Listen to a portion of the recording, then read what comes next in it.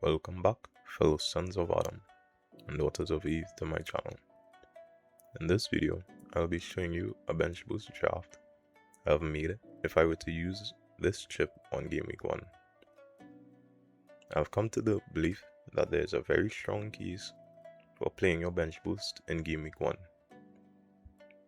In years gone by, my bench boost usually ended up becoming a very ineffective chip because of how weak my bench was for the majority of this season. Trying to play your bench boost based on when your players have favorable fixtures is kind of like hoping for the stars to align, since it is not easy to find a game week when all or most of your bench players have easy games.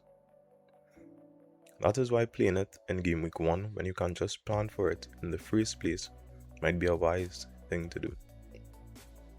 Also, the first game week is the 1 week in FPL where there is probably the most uncertainty in terms of how teams are going to line up. So what an ideal time to have a strong bench to cover any unforeseen circumstances.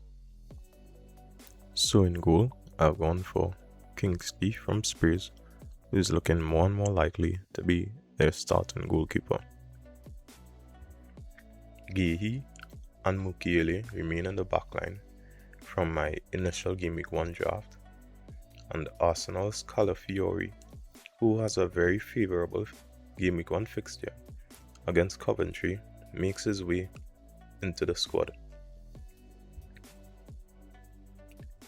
I made this squad before Arsenal's pre-season friendly against Manchester City, and that game has made me really consider doubling up on the Arsenal defense.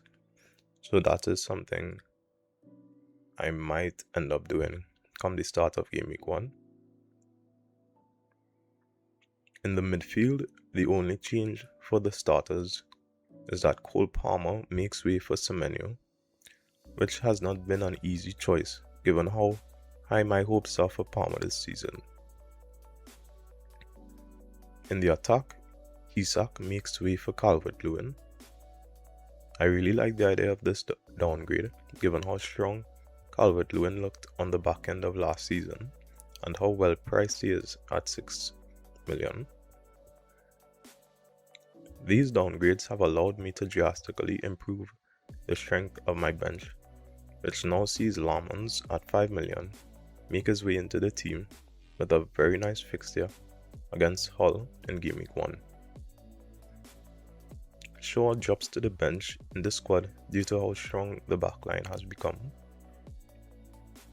Jet Spence was picked with the belief that he might have been Spurs' starting left back after his standout performances in the World Cup, but he has recently been sold, so I might just revert back to Kadioglu from Brighton, who was in my initial Game Week 1 draft. And lastly, Brendan Aronson from Leeds at 5.5 million is my backup midfielder. Compared to the bench I had in my initial draft, which consisted of Dubravka as the backup keeper, who most likely is getting no minutes, Kadioglu from Brighton, who is not a bad option, and then Leif Davis of Ipswich and Crooks from Hull, who are really just there to make up the numbers. This is a massive upgrade and makes my team a lot more balanced from the point of view of having very reliable players to come on when starters have difficult fixtures or when unforeseen circumstances arise. Now the real question is, how likely am I to go with a squad like this come Game Week 1? The more I look at this draft, the more I see the appeal of this strategy, and even the idea of just having a strong bench in general. I would say as of right now, I am probably 50-50 on going with a squad like this one.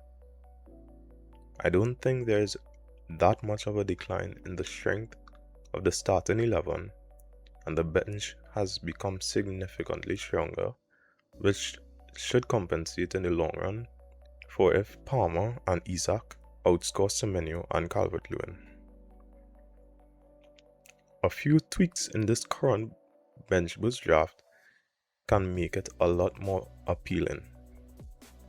There have been a few ideas I've been tinkling with since I made this draft, and I would most likely update it come the Game Week 1 deadline. Let me know in the comments if you are planning to use your bench boost in Game Week 1. Leave a like if you enjoyed the video and subscribe for more FPL content. Thanks for watching the video. Till next time, have a good one.